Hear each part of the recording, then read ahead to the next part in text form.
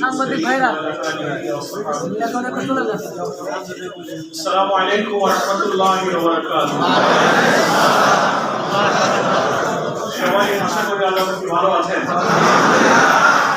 আল্লাহ তাআলার কাছে আমরা হৃদয় মনের সম্পূর্ণ প্রশান্তি দিয়ে আবারও সকলে কৃতজ্ঞতা জানাই যে পবিত্র জুমার দিনে এই টাঙ্গাইল জেলা